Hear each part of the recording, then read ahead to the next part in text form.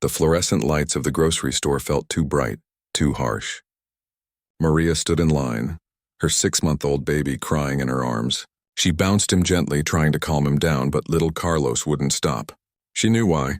He was hungry, and so was she. Her hands shook as she placed items on the conveyor belt: a can of formula, 2 packs of diapers, a loaf of bread, some eggs, basic things, necessary things. Things she wasn't even sure she could afford. The cashier, a middle-aged woman with tired eyes, started scanning the items without looking up. Beep, beep, beep. Each sound made Maria's heart beat faster.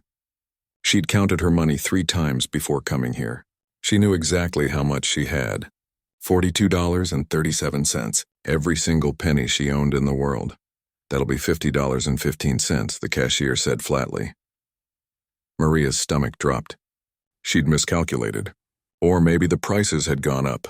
Either way, she was $8 short. $8 that might as well have been $800. Can you wait a moment? Maria asked, her voice barely above a whisper. The cashier sighed loudly. Behind Maria, she could hear people shifting impatiently. Someone cleared their throat in that annoyed way that meant they were running out of patience. Miss, there are people waiting, the cashier said, her voice carrying across the store. Maria felt her face burning. Carlos was crying louder now, sensing her stress. She tried to adjust him on her hip while digging through her purse one more time, hoping she'd somehow find more money. Maybe there was a $10 bill stuck somewhere. Maybe she'd missed something, but there was nothing. I'm sorry, I thought I had enough, Maria stammered. A woman behind her, wearing expensive jewelry and designer sunglasses pushed up on her head, spoke loud enough for everyone to hear. Oh, for heaven's sake. Some people really should think before they have children they can't afford. The words hit Maria like a slap. Other people in line started whispering. She could feel their eyes on her, judging her, making assumptions about her life. A young man snickered. An older couple shook their heads. Maybe welfare will buy it for her, someone muttered. Maria wanted to disappear. She wanted to explain that she'd had a good job once, that Carlos's father had promised they'd do this together, that she hadn't planned to be alone. But what was the point? These people had already decided who she was. The cashier tapped her fingers on the counter. Miss, I need you to either pay or move aside. I'll put some things back, Maria said, her voice cracking. She looked at the items. Formula or diapers? Her baby needed both. How was she supposed to choose? She picked up the diapers, thinking she could make the old ones last one more day. But then Carlos needed to eat. She put the diapers back and picked up the formula instead. Actually, she whispered, putting the formula back too. I'll just take the bread and eggs. Finally, the woman behind her said loudly, I have places to be. Maria paid for the bread and eggs with shaking hands. $19.40. She had $22.97 left. That would have to last until... She didn't know until when. She had no job, no family nearby, no one to call. She grabbed the plastic bag and hurried toward the exit, Carlos still crying in her arms. She could feel tears threatening to spill, but she wouldn't cry. Not here. Not in front of these people who already thought so little of her. As she pushed through the doors, the hot Texas sun hit her face. She walked quickly to the bus stop, where she'd have to wait 30 minutes for the next bus. Her apartment was 3 miles away. 3 miles that felt like 30. She sat on the bench, finally allowing herself to rock Carlos properly. Shh, baby. It's okay. Mama's got you. We're going to be okay, but were they? The eviction notice on her door said she had 5 days to pay rent or get out. 5 days. She owed $600. She had less than 23. Her phone was already disconnected. She couldn't even call the temp agencies anymore to ask about work. And who would hire her anyway? Who would let her bring a baby to work? She looked down at Carlos, who had finally stopped crying and was now just making small, sad whimpering sounds. His eyes were so trusting, so innocent. He didn't know that his mother was failing him. He didn't know that they might be homeless in less than a week. I'm sorry, baby, she whispered, kissing his forehead. I'm so sorry. A car drove past, splashing water from a puddle onto her shoes. She didn't even flinch. What was a little water compared to everything else? She thought about her mother, who'd told her that having Carlos was a mistake. That boy will ruin your life, she'd said. Get rid of it or don't come crying to me when you're broke and alone. Well, her mother had been right about the broke and alone part. But Carlos wasn't a mistake. He was the only good thing in her life. The only reason she kept going. The bus finally arrived. She climbed on, paid her fare, and found a seat in the back. Carlos had fallen asleep against her chest, exhausted from crying. She held him close, breathing in his baby smell, trying not to think about tomorrow. When they got home, the eviction notice seemed even more threatening than before. She unlocked the door to her tiny studio apartment. It wasn't much. A mattress on the floor, a few boxes that served as furniture, a hot plate she used for cooking. Carlos slept in a laundry basket she'd lined with every soft thing she owned. She laid him down gently, making sure he was comfortable. Then she sat on the edge of the mattress and let herself cry. Not loud sobs that would wake the baby, but quiet tears that slipped down her cheeks and wouldn't stop. She was 23 years old, and her life was falling apart. She'd dreamed of college once, of becoming a teacher. She'd dreamed of a little house with a yard where her children could play. She'd dreamed of a partner who would love her and stay. Instead, she had this, a studio apartment she was about to lose. No food, no formula, no diapers. $22.97 to her name. She looked at the bread and eggs she'd bought. That would be dinner tonight and breakfast tomorrow. After that, she didn't know. Her stomach growled, reminding her that she hadn't eaten since yesterday. But she ignored it. She'd gotten good at ignoring hunger. Carlos needed to eat more than she did. As the sun started to set, casting long shadows across the floor, Maria made a decision. Tomorrow she would go to the shelter. She would swallow her pride and ask for help. For Carlos. She'd do anything for Carlos. She crawled onto the mattress next to the laundry basket and watched her baby sleep, his tiny chest rising and falling, his little fingers curled into fists. He looked peaceful, happy even, I promise you.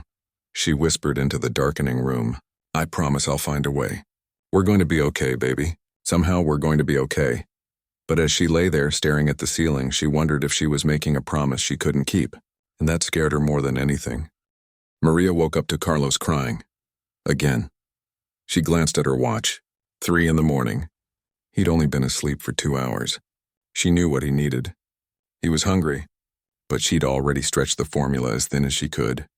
If she gave him a bottle now, there wouldn't be enough for tomorrow. She picked him up and rocked him, singing softly. Sometimes that worked. Sometimes he'd fall back asleep if she just held him close enough, walked around enough, pretended everything was fine enough. Tonight wasn't one of those times. After an hour of crying, she gave in. She made the bottle, using less formula than recommended and adding a little more water. She knew you weren't supposed to do that, but what choice did she have?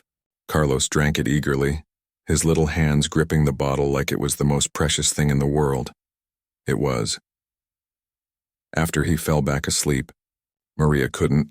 She sat on the mattress, her back against the wall, and stared at the eviction notice. 3 days left now. She'd been to every business in town yesterday.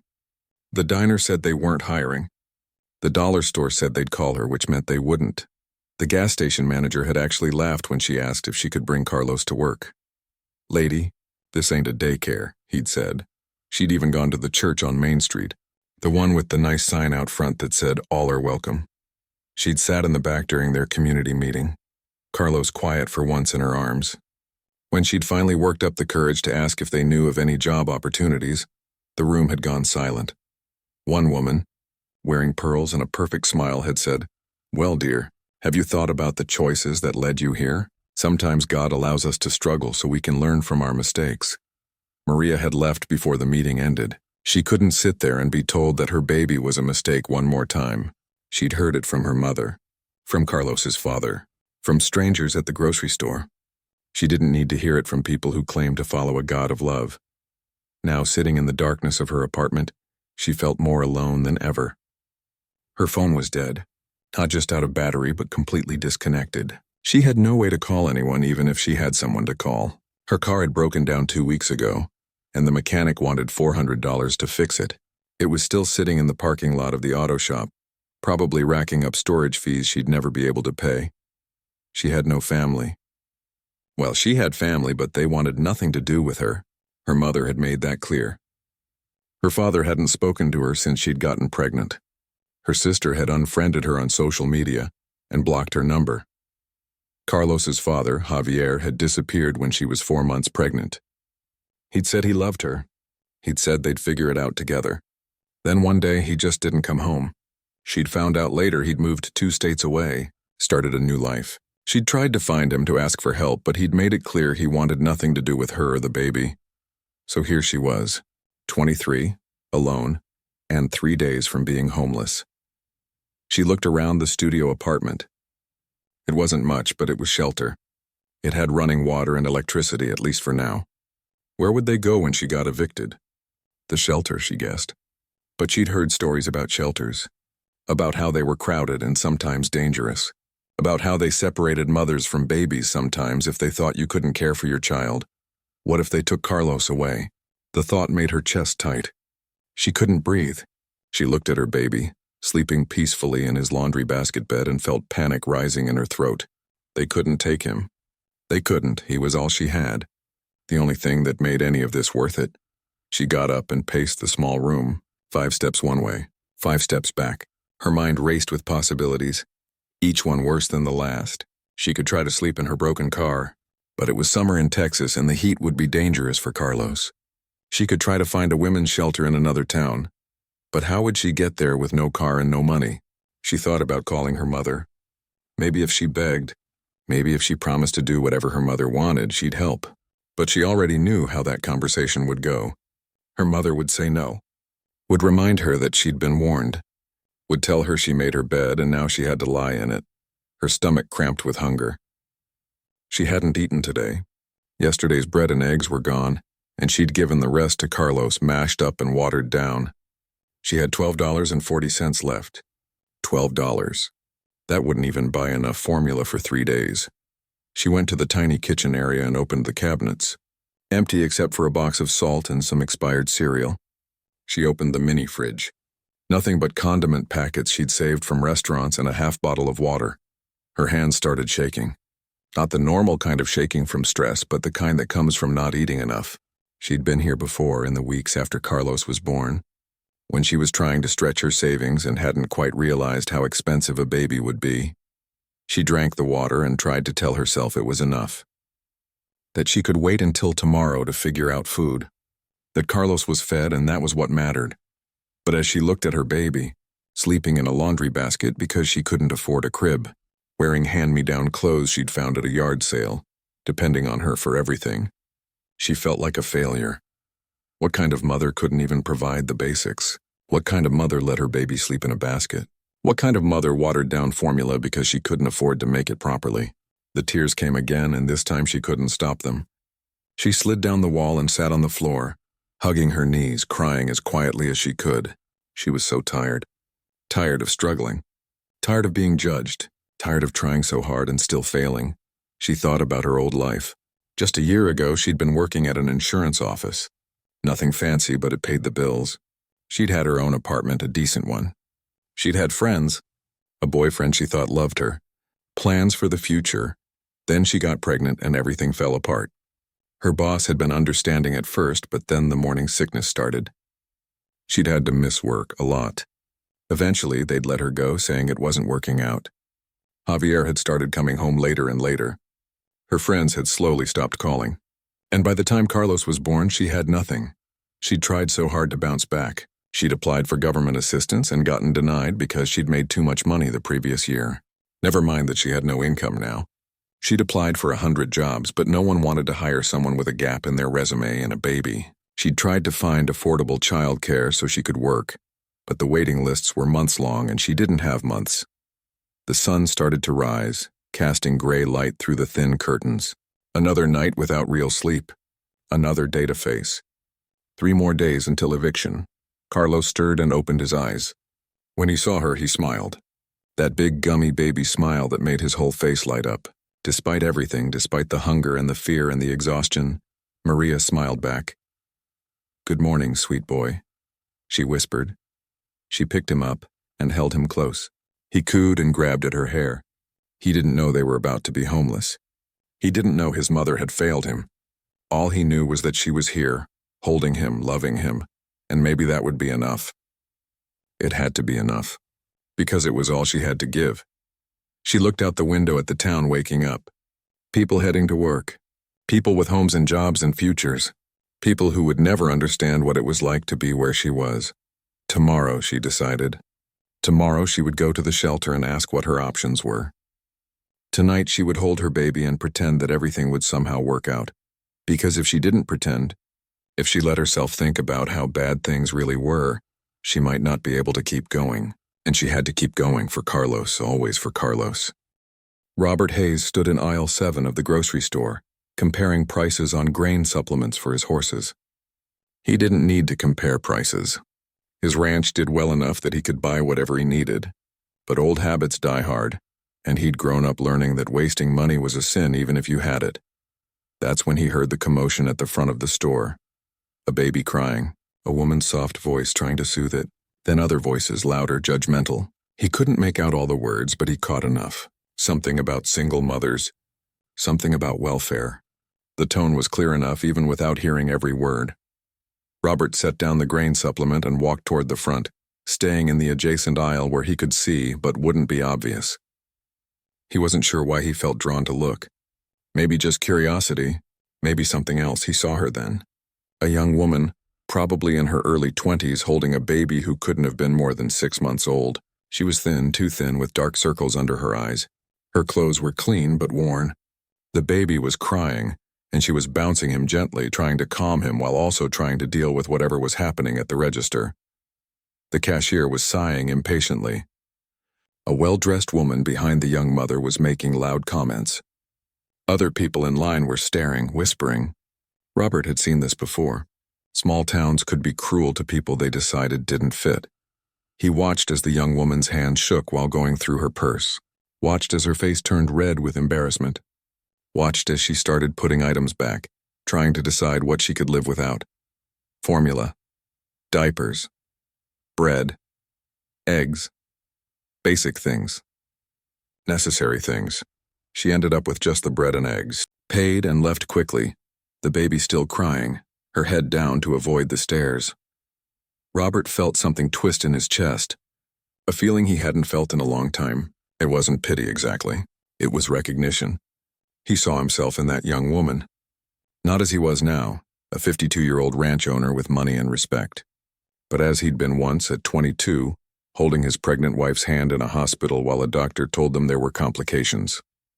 While his wife's hand went limp in his, while his entire world fell apart. That had been 30 years ago, but some things you never forget. The feeling of being helpless, of not being able to fix things, of losing everything that mattered. He'd built his ranch after that. Thrown himself into work because work didn't hurt the way memories did. He'd become successful, respected in the community, but also alone. So very alone. He finished his shopping and headed to the feed store on the edge of town. Tom Wilson, the owner, was behind the counter when Robert walked in. "Hey, Robert," Tom called out. "Got that order of hay you wanted? Should be in next week." "Sounds good," Robert replied, looking at the supplies he needed. Tom leaned against the counter. "You hear about that girl staying in the apartments on Oak Street? The one with the baby?" Robert paused but didn't turn around. "What about her?" "She came in here yesterday asking about work," Tom laughed. "Can you believe it? Wanted to know if she could work here and bring her kid. I told her this ain't a daycare." Robert's jaw tightened, but he kept his voice level. "She need work? I guess. But who's gonna hire someone like that? Single mother, baby and all. More trouble than she's worth." Tom shook his head. "Her type always has their hand out, you know." Robert set down the items he was holding and turned to face Tom. "Her type?" Tom seemed to realize he might have said something wrong. "I just mean, you know, young girls who get themselves in trouble and expect everyone else to fix it." "You know her story?" Robert asked quietly. "Well, no, but then maybe you shouldn't assume." Robert's voice was calm but firm. "I'll come back for these another time."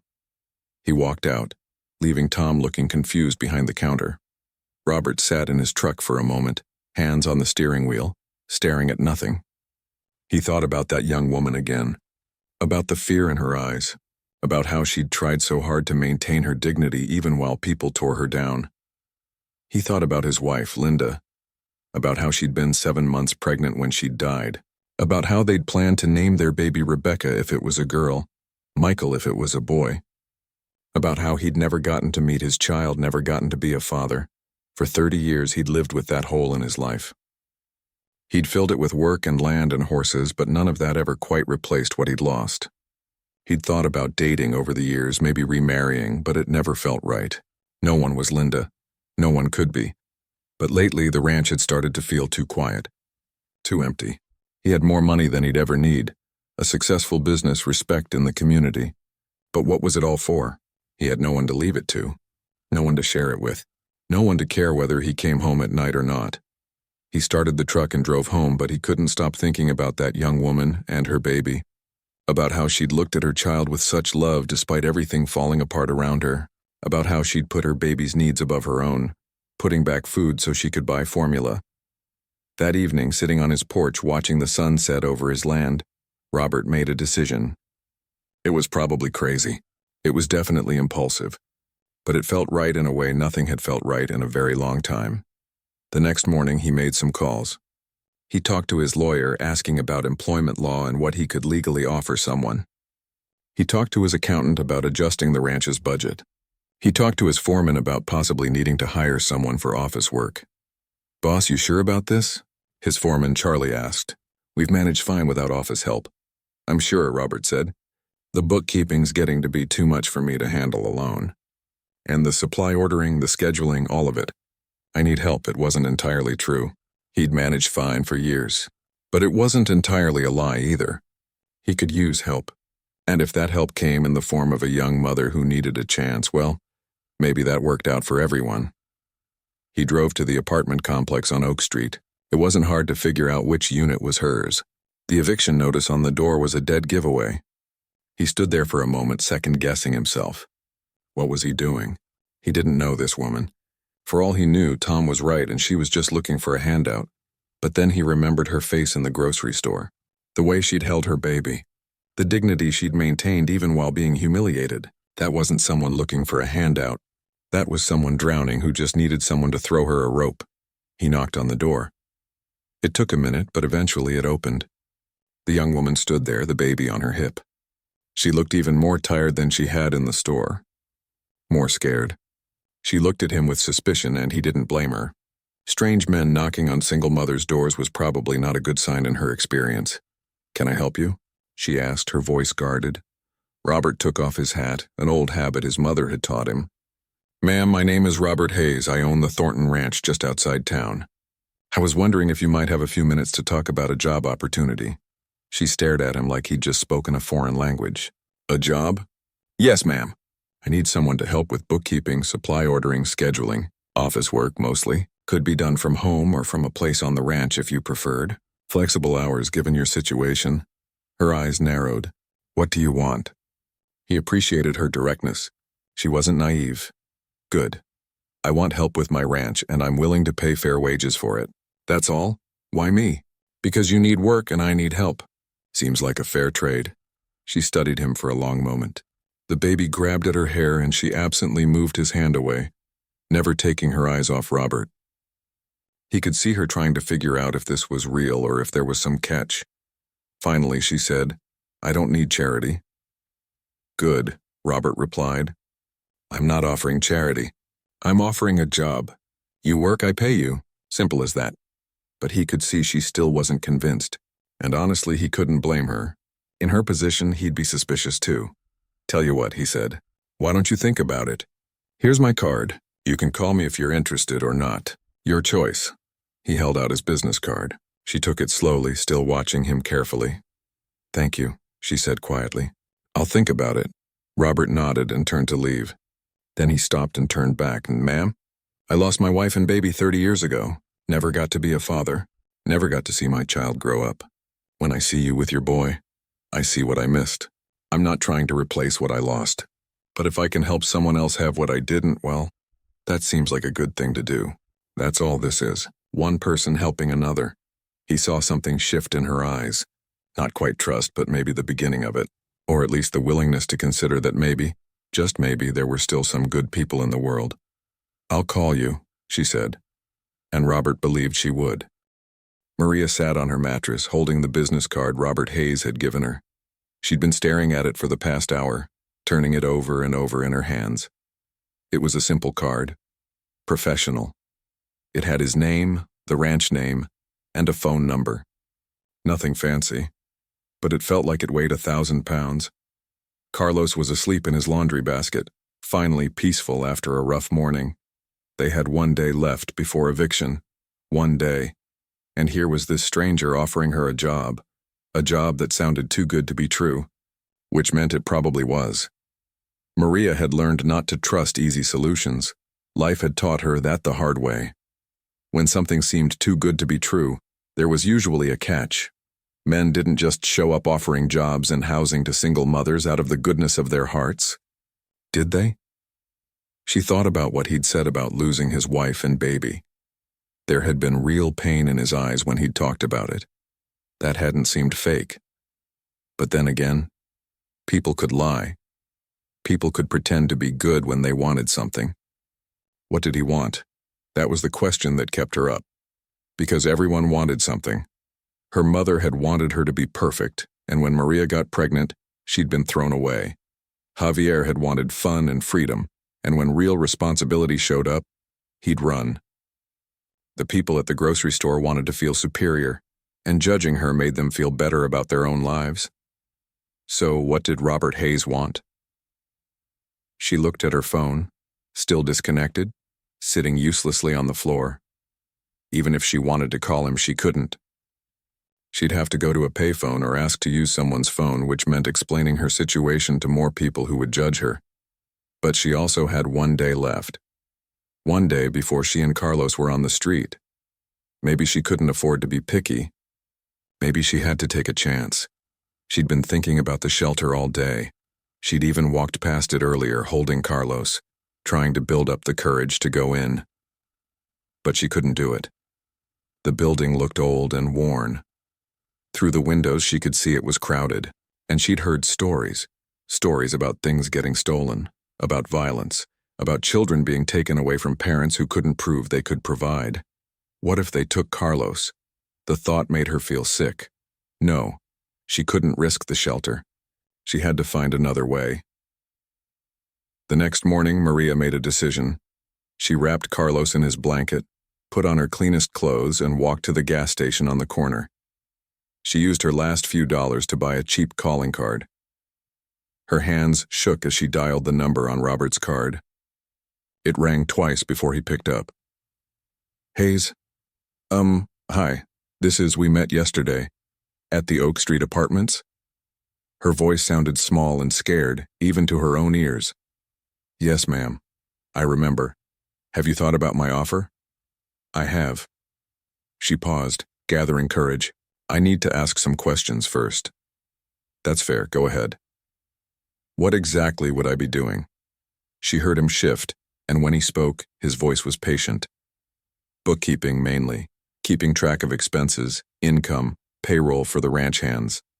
Supply ordering, making sure we have what we need when we need it, scheduling vet visits, deliveries, that kind of thing. Some correspondence. It's not complicated work, but it needs doing, and I don't have time to do it all myself anymore.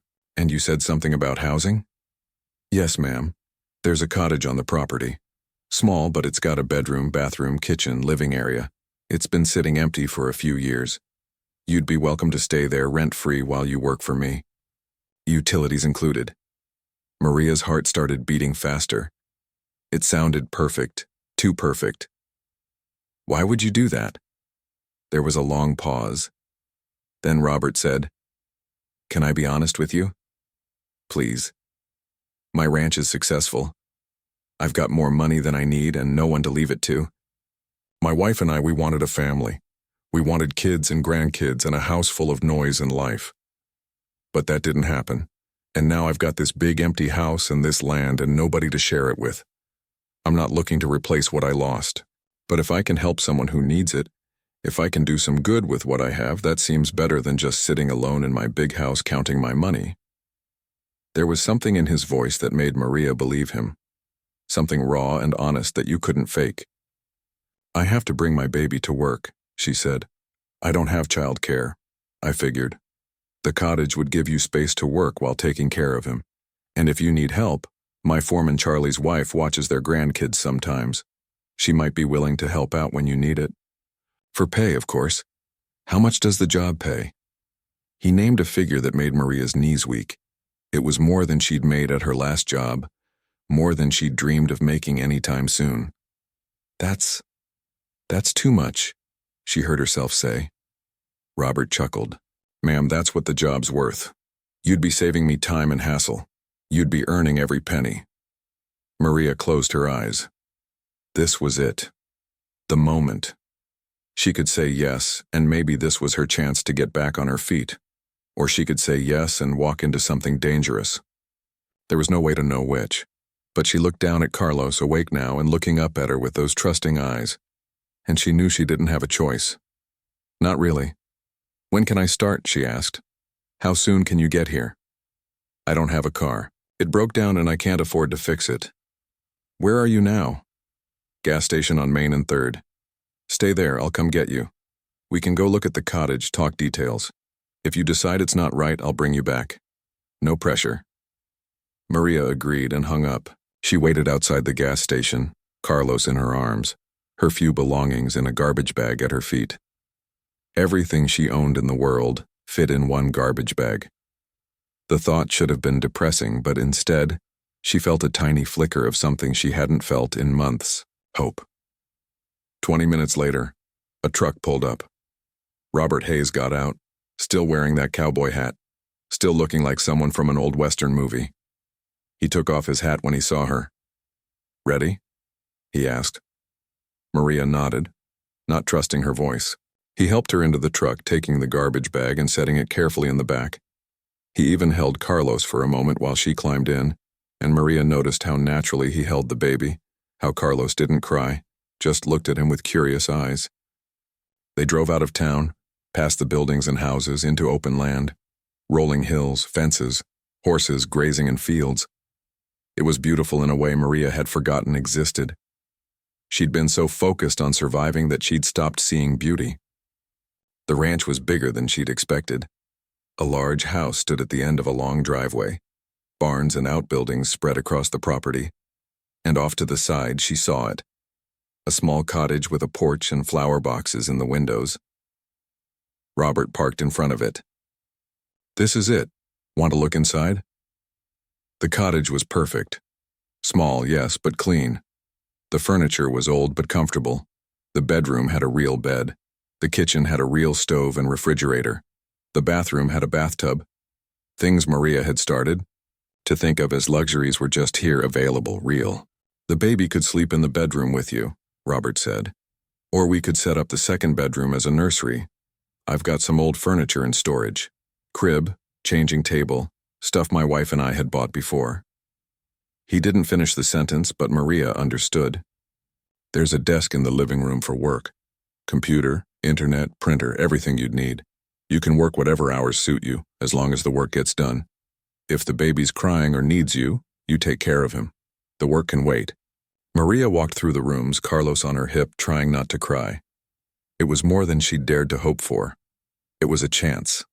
A real chance.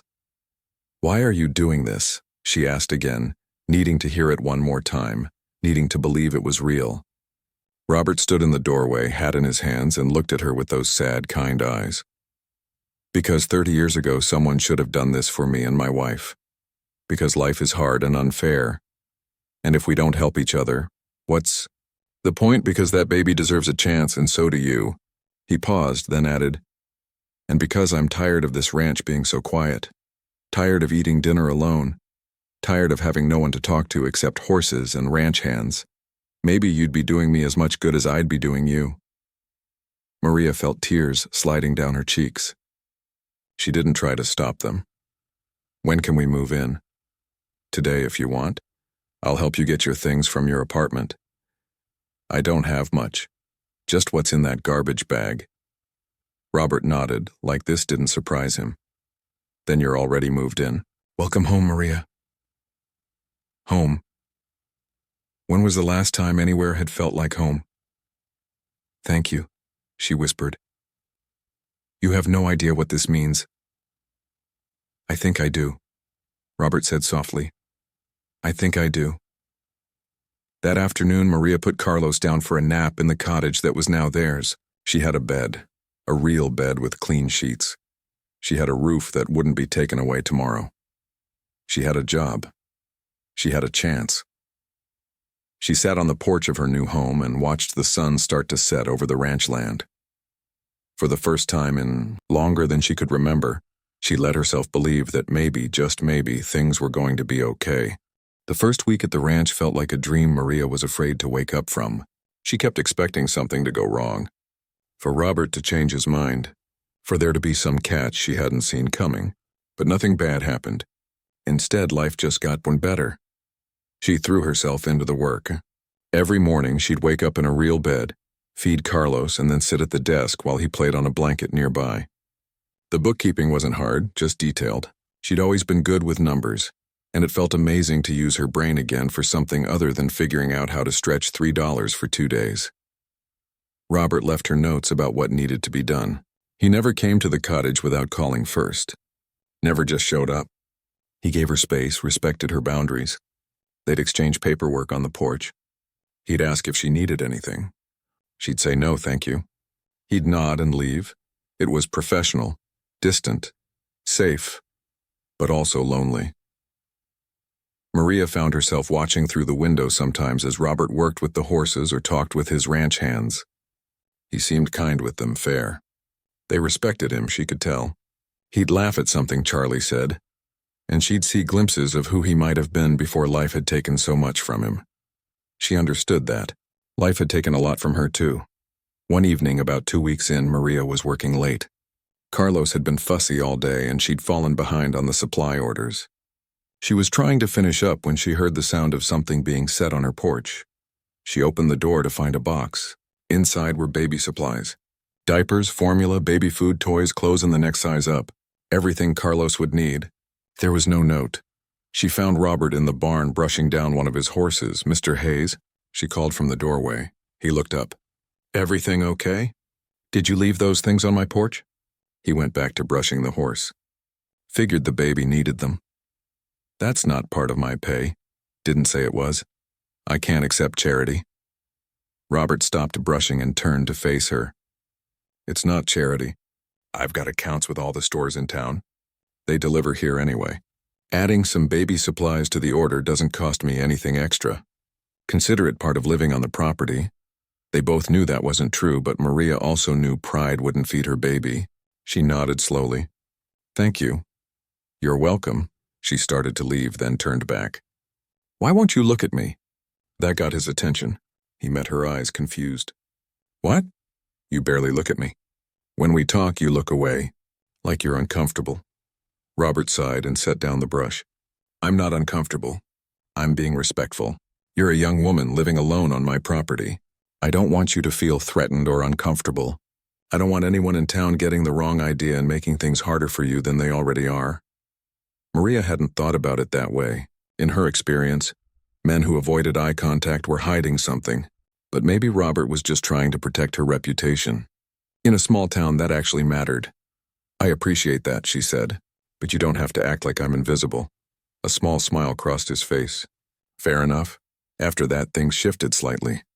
Robert would stop by the cottage in the evenings sometimes, knocking on the door to ask about work things. But the conversations started lasting longer. He'd end up sitting on the porch steps while she sat in the rocking chair, Carlos on her lap. They'd talk about the ranch, about the work, about nothing important. One night she found him in the barn again. But this time he wasn't working. He was just sitting on a hay bale, staring at a photograph. She almost left, not wanting to intrude, but something made her stop. "Mr. Hayes, you okay?" He looked up and she saw tears on his face. He didn't try to hide them. He just held up the photo. "My wife, Linda. Today would have been her 52nd birthday." Maria sat down on a nearby hay bale, giving him space but not leaving. "Tell me about her," and he did. He told her about how they'd met in high school, how Linda had been the smartest girl in school, could have gone anywhere, done anything, but chose to stay with him, how they'd built the ranch together, working side by side for years, how excited they'd been when she got pregnant. "We'd been trying for years," Robert said, his voice rough. "Finally, it happened. We thought we were so lucky. We bought all the baby stuff, painted the nursery, had names picked out. Then at 7 months, something went wrong. I was out checking the fences. By the time I got back, it was too late. Lost them both. I'm so sorry, Maria said softly. It's been 30 years, but some days it feels like yesterday. He wiped his eyes. I kept all the baby stuff. Couldn't bring myself to throw it away. It's all in storage. Probably seems crazy. It doesn't seem crazy. It seems like love. Robert looked at her then, really looked at her. You remind me of her sometimes. Not the way you look, but the way you love your boy. The way you keep going no matter what. Linda was like that, strong, stubborn, wouldn't quit for anything. I don't feel strong most days. The strongest people never do. They sat in comfortable silence for a while. Then Maria said, "Can I tell you something?" "Course." When Carlos's father left, I thought I'd never be able to trust anyone again. Thought all men were liars who'd say anything to get what they wanted. You're the first person in a long time who's made me think maybe I was wrong. Maybe there are still good people. Robert shook his head. I'm not that good. I'm just doing what anyone should do. But most people don't, that's what makes it special. After that night, the distance between them started to shrink. Not in a romantic way. Something different. Something deeper. Like two people who'd both been broken, finding comfort in not being alone. Robert started joining her for dinner sometimes.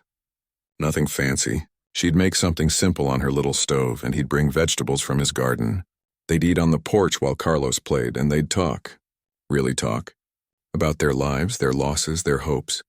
She learned that Robert had wanted to be a teacher before his wife died. That he loved old Western movies and could quote them by heart. That he was terrified of spiders but wouldn't kill them because Linda had loved all creatures. That he still set a place for her at dinner sometimes without thinking about it. He learned that Maria had wanted to be an accountant. That she loved to read but hadn't touched a book in months because she'd been too tired and stressed. That she sometimes sang to Carlos in Spanish, songs her grandmother had taught her before she died. That she was stronger than she knew. One Saturday, Robert showed up at the cottage with a surprise. I thought Carlos might like to meet the horses. Maria hadn't taken Carlos around the animals much, afraid he might get hurt or be scared. But Robert was patient. He showed Carlos the gentlest horse, an old mare named Daisy, and let the baby touch her soft nose. Carlos squealed with delight, reaching for the horse, and Maria's heart melted. You're good with him, she said. Robert smiled, a real smile that reached his eyes. Feels good. Didn't think I'd ever get to do this. Be around a kid, I mean. He likes you. He doesn't like most people. He's a smart boy. Takes after his mama. They walked around the ranch, Robert pointing things out, telling stories about the land and the animals. Carlos fell asleep against Maria's shoulder, content and safe. Thank you for this, Maria said. For all of it. For giving us a chance. You've given me something too, Robert said. A reason to wake up in the morning. Something to look forward to. This place was just a place before you got here. Now it feels alive again. That night, after putting Carlos to bed, Maria sat on her porch and looked up at the stars. For the first time since she'd gotten pregnant, she felt something other than fear and exhaustion. She felt hope. She felt grateful. She felt like maybe she wasn't alone anymore. And in his big house across the property, Robert sat on his porch and felt the same way. The silence that had haunted him for 30 years didn't seem so heavy anymore. The guilt about surviving when his wife and child hadn't felt a little lighter. He could hear Maria singing softly in the cottage, hear Carlos's baby sounds, and he thought maybe Linda would be happy he'd helped them. Maybe she'd be proud. Neither of them knew it yet, but they were healing each other. Two broken people slowly putting each other's pieces back together. One conversation, one dinner, one shared moment at a time. The ranch wasn't just Robert's anymore, and Maria wasn't just surviving anymore. They were building something new. Something neither of them had expected, but both of them needed. A family. Not the traditional kind. Not the kind anyone would expect or understand. But a family nonetheless, and maybe, just maybe, that was enough. Maria had been living at the ranch for 3 months when Robert asked her to come to town with him for supplies. She'd been avoiding town, ordering everything online or asking Charlie to pick things up when he went. But Robert needed her input on some equipment, and he insisted it would be easier if she came along. She dressed Carlos in his nicest outfit and put on her own best clothes, which still weren't great, but at least they were clean and pressed. She told herself it didn't matter what people thought, but her hands shook as they drove into town, and her stomach twisted with anxiety.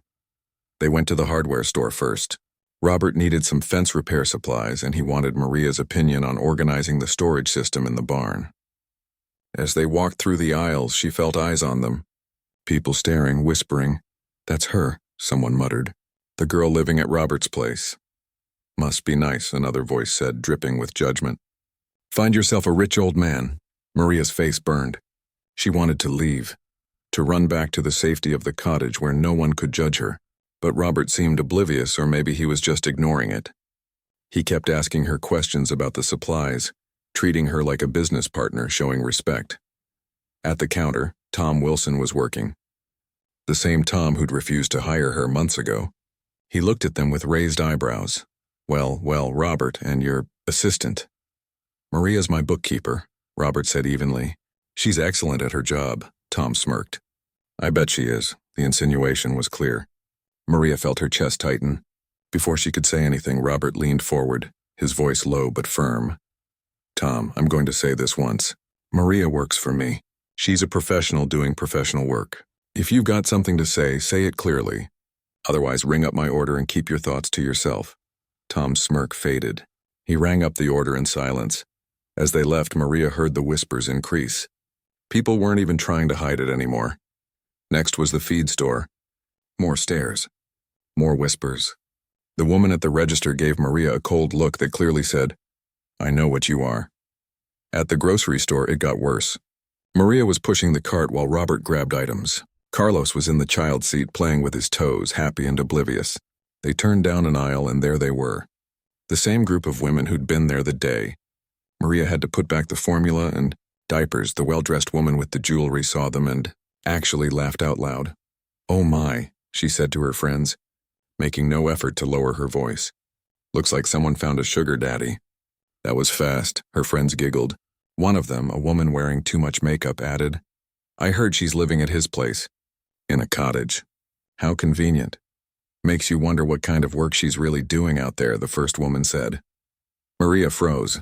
She felt Carlos reach for her hair, oblivious to what was happening.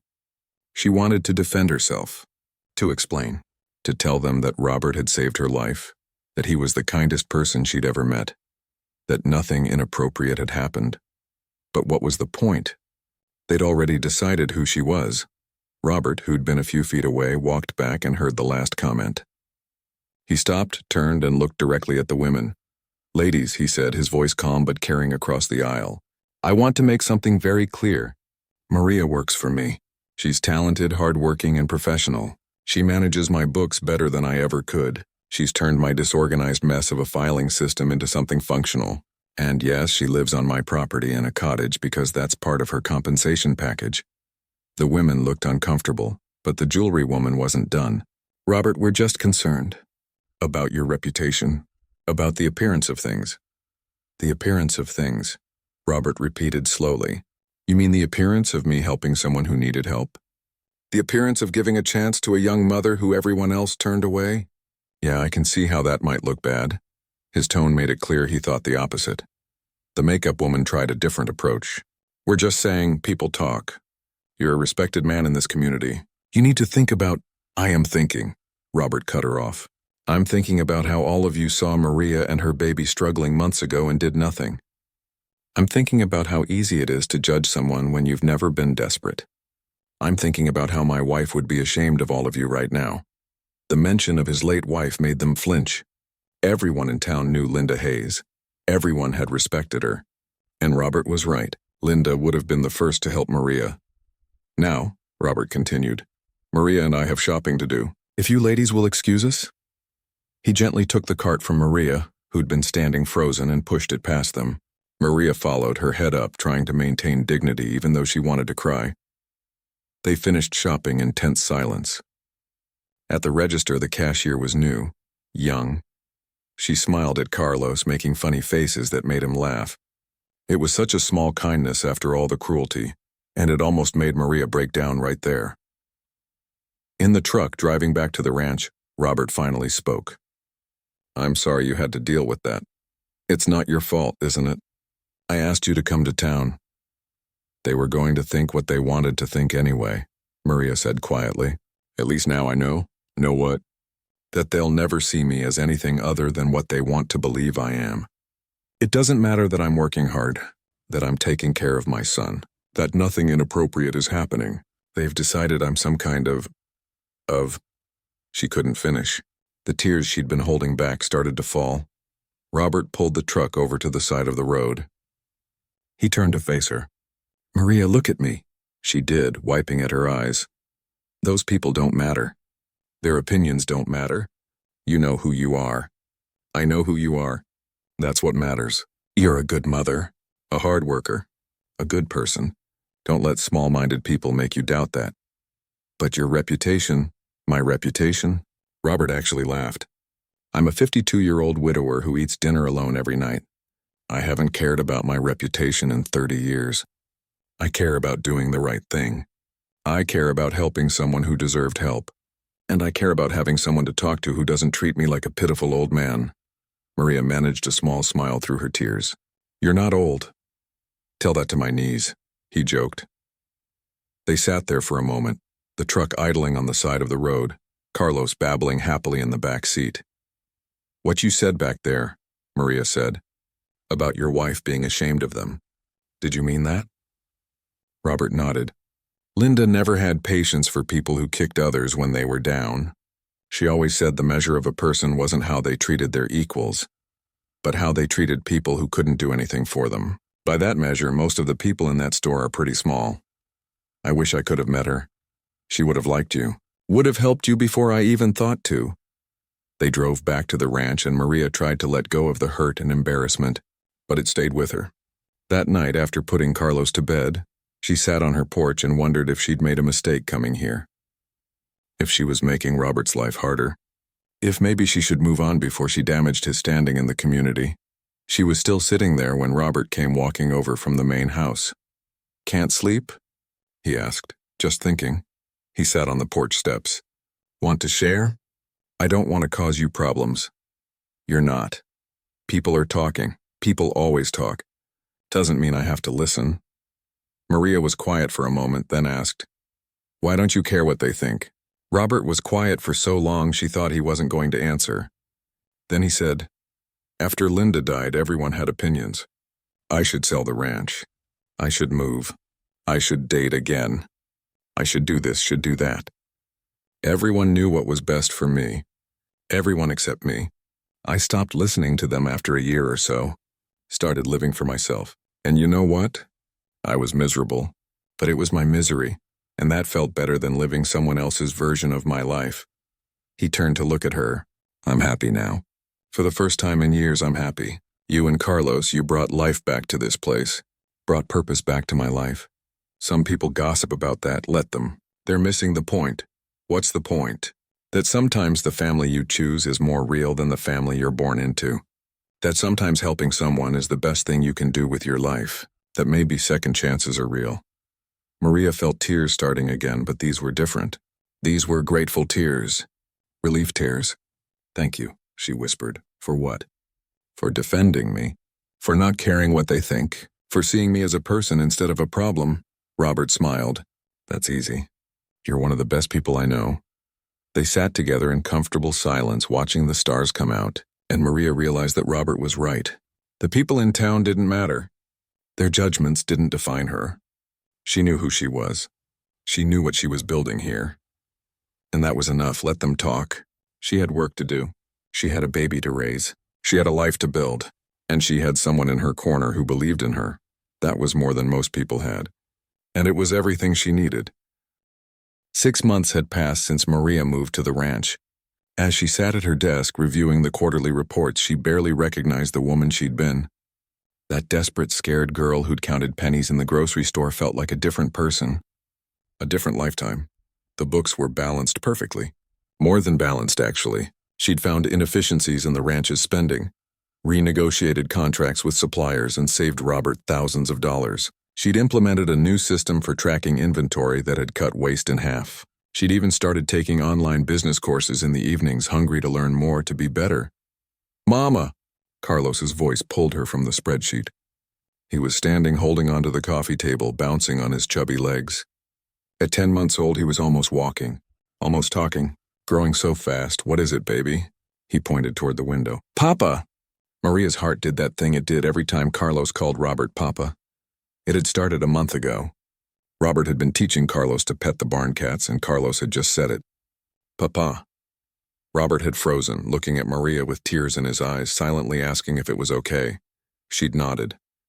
Because it was okay? More than okay. Robert was more of a father to Carlos than Javier had ever been or ever would be. She looked out the window and saw Robert walking toward the cottage, and she smiled. He was carrying something. Another surprise, probably.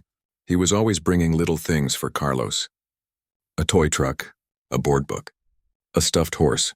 She opened the door before he could knock. You're spoiling him. Can't spoil a kid with love, Robert replied, grinning. He held up a small cowboy hat. Thought he might want to look the part. He put the hat on Carlos's head, and it was ridiculously big, falling over his eyes.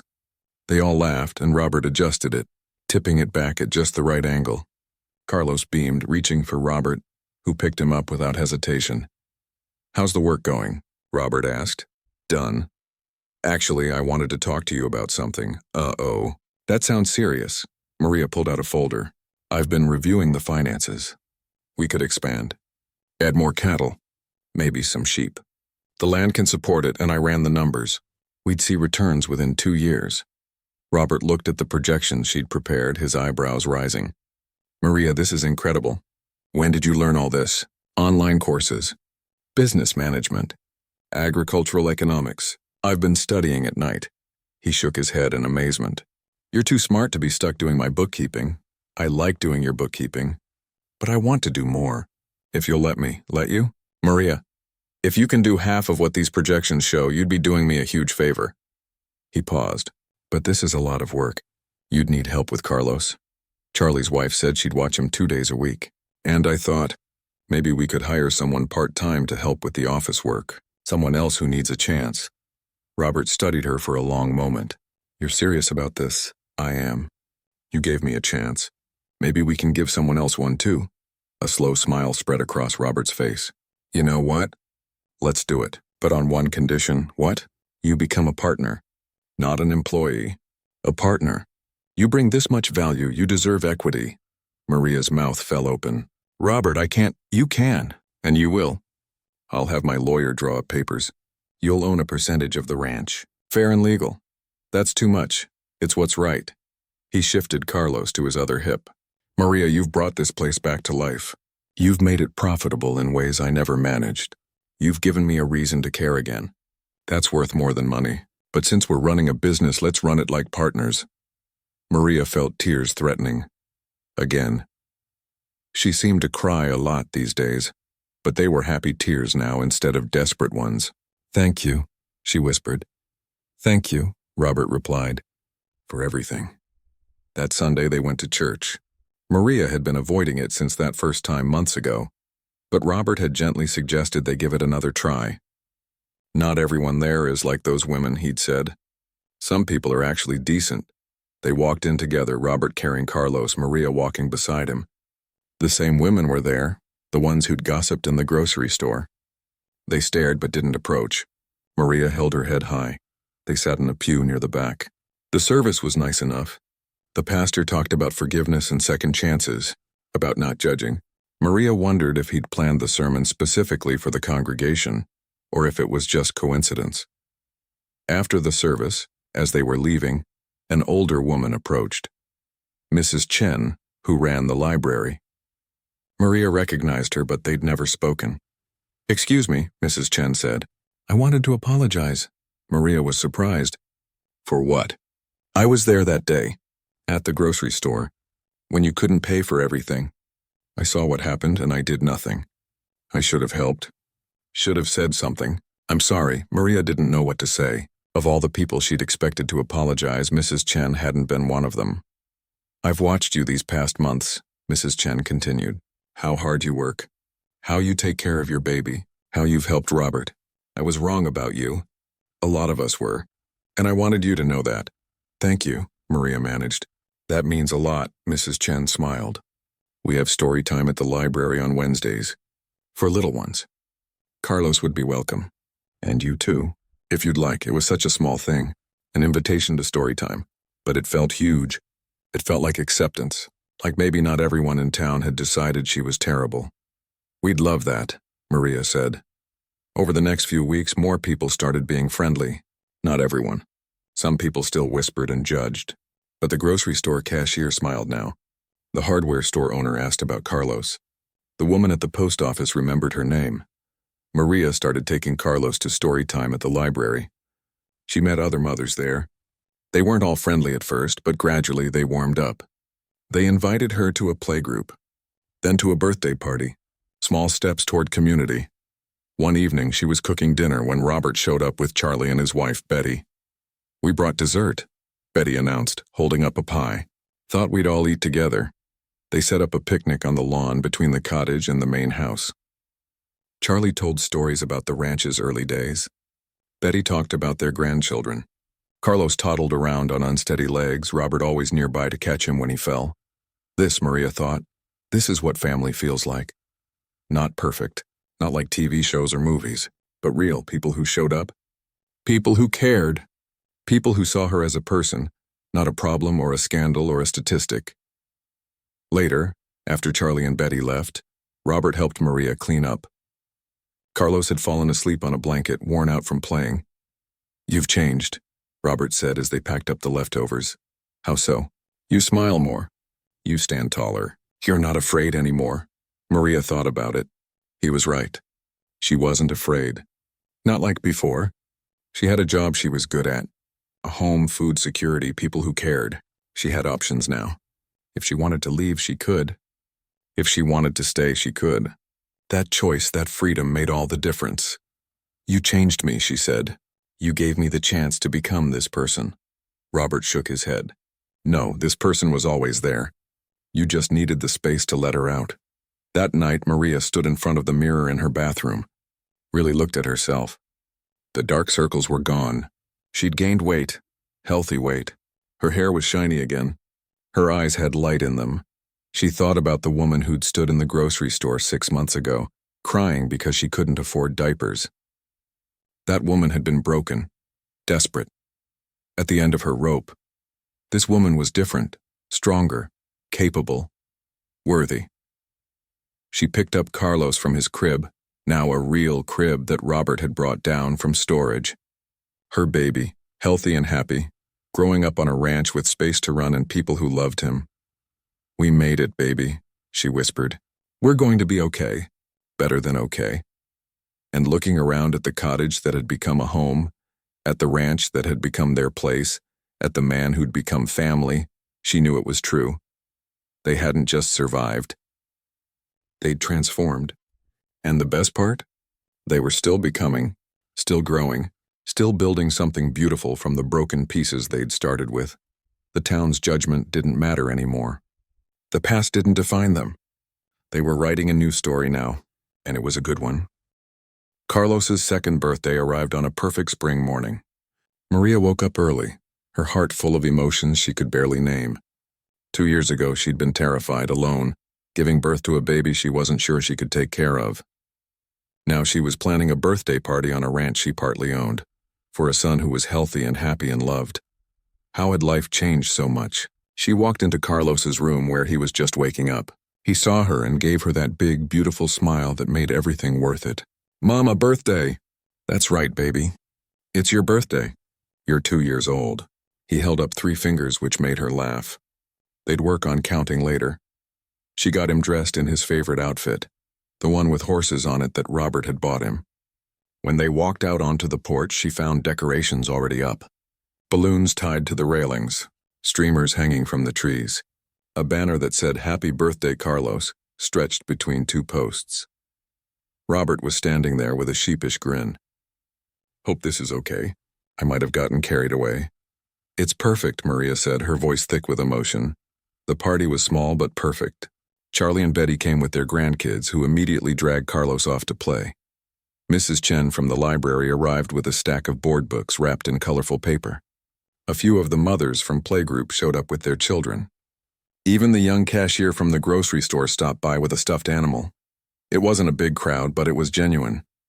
These were people who actually cared about Carlos, about Maria. about their little family. Robert had set up games on the lawn, pinned the tail on the horse, a sandbox he'd built just for the occasion, bubbles that made Carlos squeal with delight. He'd even hired someone to bring a pony for the kids to ride, which made Carlos's entire year. Maria watched Robert lift Carlos onto the pony, one hand steady on her son's back, the other holding the lead rope. The look of pure joy on both their faces made her eyes water. This man who'd lost his own child had somehow become the most wonderful father to hers. After cake, which Carlos mostly wore instead of ate, Robert stood up and clinked his glass to get everyone's attention. Maria's stomach fluttered nervously. She had no idea what he was going to say. "I want to thank you all for coming," Robert began. "Carlos is a special kid, and seeing him surrounded by people who care about him means the world. But I have an announcement to make, and this seemed like the right time." He pulled out a folder from inside his jacket. Maria's heart started racing. "What was this?" "Maria," he said, turning to her. "You came into my life about a year ago. You were desperate and scared, and you needed help. I'd like to think I helped you, but the truth is you helped me more. You brought life back to this ranch. You made this place a home again. You gave me a reason to get up in the morning and something to look forward to at the end of the day." Maria felt tears starting already. People were watching, but she didn't care. "I've had my lawyer draw up some papers," Robert continued. "With your permission, I'd like to officially adopt Carlos. I want to be his legal father. Not to replace anyone, but to give him security. To give him my name if he wants it. To make sure he's protected no matter what happens to me." Maria couldn't breathe, couldn't speak, couldn't do anything but stare at him through her tears. "You don't have to answer now," Robert said quickly. "Think about it. Talk to a lawyer yourself. I want you to be sure this is right." "Yes," Maria managed to get out. "Yes?" "Yes, of course, yes." She stood up, went to him, and hugged him tight. "You've been his father in every way that matters. Making it legal just makes sense." Robert hugged her back, and she felt him shaking slightly. When they pulled apart, his eyes were wet too. "There's more," he said. "And this is for you." He handed her the folder. Inside were more legal documents. She scanned them quickly, her hands trembling. Partnership papers. But not just any partnership. He was signing over 50% of the ranch to her, making her an equal owner. "Robert, I can't accept this. It's too much. It's what's fair.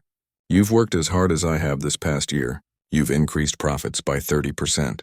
You've made this place what it is. You deserve to own half of it. But I haven't paid anything. You've paid with your time, your intelligence, your hard work.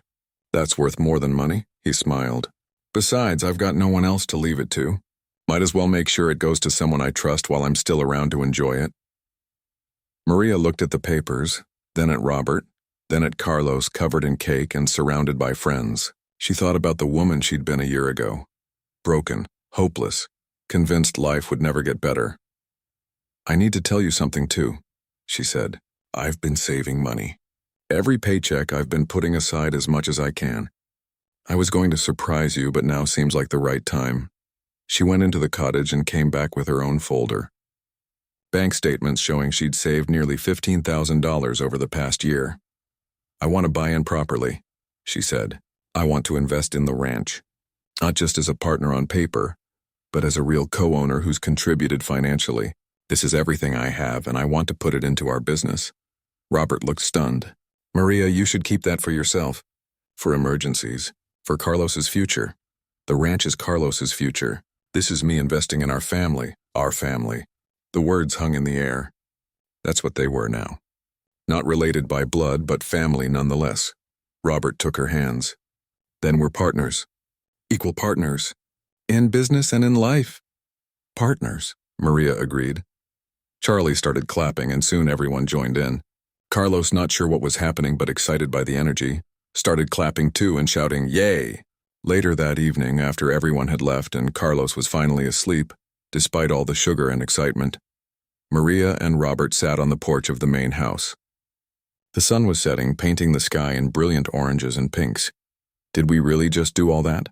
Maria asked. "We did." "Are you sure? About Carlos? About the partnership? About all of it?" Robert was quiet for a moment, looking out at the land. "You know what Linda used to say?" She said life was too short for maybe later and what if. She said when you knew something was right, you did it. No hesitation. And this is right? He turned to look at her. Maria, for 30 years I've been half alive. Going through the motions. Existing but not living. You and Carlos changed that. You gave me purpose again, joy again, a reason to care about tomorrow. So yeah, this is right. This is the rightest thing I've done in 3 decades. Maria felt peace settle over her. Not the anxious kind of peace where you're waiting for something to go wrong. Real peace. The kind that comes from knowing you're exactly where you're supposed to be. Thank you, she said, for seeing me when I was invisible, for helping me when no one else would, for loving my son like he's your own. He is my own, Robert said simply. Not by blood, but by choice. And that makes it even more real. They sat in comfortable silence as the stars started appearing. From the cottage they could hear Carlos talking in his sleep, probably dreaming about ponies and cake. What do we do now? Maria asked. Now? Now we keep building. We expand the ranch. We watch Carlos grow up. We live, he smiled. We become the family we chose to be. Maria thought about the journey that had brought her here. The pain and the fear and the judgment. The grocery store humiliation that had felt like the end of the world. The eviction notice that had made her think she'd lost everything. But she hadn't lost everything. She'd lost the wrong things so she could find the right ones. She'd lost her pride and found humility. Lost her old life and found a better one. Lost her isolation and found family. Lost her fear and found strength. And most importantly, she'd learned that sometimes the people who laugh at you in your worst moments have no idea what you're capable of becoming. That sometimes a stranger's kindness matters more than a family's judgment. That love isn't always about blood and biology. Sometimes it's about showing up every day and choosing each other over and over again. You know what's funny? Maria said. A year ago, if someone had told me my life would look like this, I never would have believed them. Funny how life works out sometimes. Not funny. Miraculous. She looked at him. You're my miracle, Robert. You and this ranch and this second chance. Right back at you, he said softly. Down at the cottage, a light turned on. Carlos was awake. They could hear him calling, Mama, Papa. They both stood up at the same time, naturally falling into the rhythm they'd developed over the past year. Robert grabbed the sippy cup he'd prepared earlier. Maria grabbed the stuffed horse Carlos liked to sleep with. Together they walked down to the cottage. Together. That was the word that mattered most. They'd both been alone, broken in different ways, lost in their separate grief and struggles, but somehow impossibly they'd found each other, and in finding each other, they'd found themselves again. As they walked into Carlos's room and he reached up for both of them, his face splitting into that beautiful smile, Maria felt something she hadn't felt in years, complete. Not because a man completed her. Not because money or security completed her, but because love completed her, the love she gave Carlos. The love Robert gave them both. The love they'd all built together, brick by brick, choice by choice, day by day. They weren't a traditional family. People in town still gossiped sometimes.